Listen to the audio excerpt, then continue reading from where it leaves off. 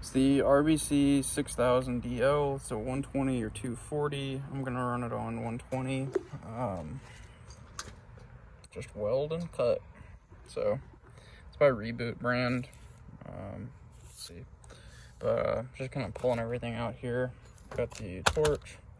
Not sure what's in here. I'm sure that's something with the mixture. But anyways, gonna pull this out and we'll get into it. All right, I do like the color scheme on this. The Reboot, just weld and cut. Looks like we've got a ground cable in here. This looks longer than the ones I've seen people complain about in other videos. We've got our conversion cable. That's really convenient. Then we've got an air tube and some instructions. These actually don't look too bad. So I'm hoping that all this is evidence of a decent product. So we'll see. Also got the little pancake compressor. It's gonna absolutely hate its life, but I'm gonna test it out by cutting these bolts off first, and then basically cutting this off, sliding that in, welding it to here.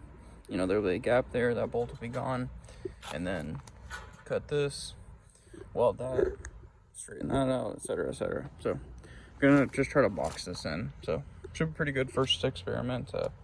Probably gonna try to pull that out first, which actually looks like it's just gonna drop, but it's the old propane line off of the camper. So I'm gonna probably run something different. But yeah. Alrighty, so far the instructions are decent. It came with this like quick start cutting guide, which is actually pretty cool. You can tell they, care about the product, in my opinion, based off that. And there's no sponsorship here. This is just something I wanted to get. I screwed this one in by hand with some tape on there. This one I just hand threaded in the quick connect for those two. That red hose. This is something that I already had from my Harbor Freight multi-kit. They give you this, but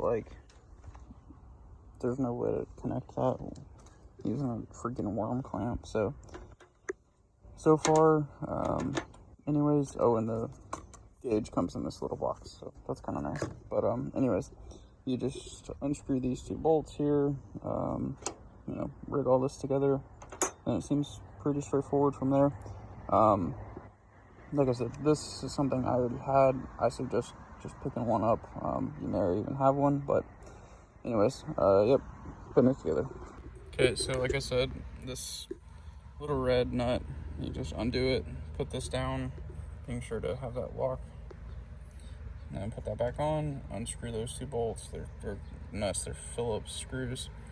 Like I said, that's all attached there. There's the dryer.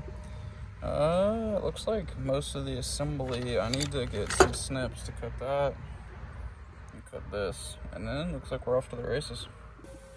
Okay, well, I'm not a welder by trade. You can see it was a little rough getting started here, but the cut from the actual plasma torch was good. I ended up just putting it up. This compressor is just too small. So what I'm gonna do is basically make sure this is good. It looks nice. And then probably try to get that next one on there. But yeah, not gonna be using the plasma cutter until I can get a bigger compressor. That's just too small. 30 seconds in, it's already running. So just gonna run the poor thing to death. So anyways, yeah, pretty awesome though. Well, it's definitely got better, the further I went. Sandwiched that all together. So yeah, pretty good. Now I'm gonna cut this out and then try to weld this piece in. Looks like it's about to rain, so we'll see how that goes. But yeah, I'm pretty excited here. It's good to be making progress on this trailer. This has been a dream for going on 3.5 years. So actually no, more like 2.5, but anyways, pretty good. So all right, let's start making some sparks.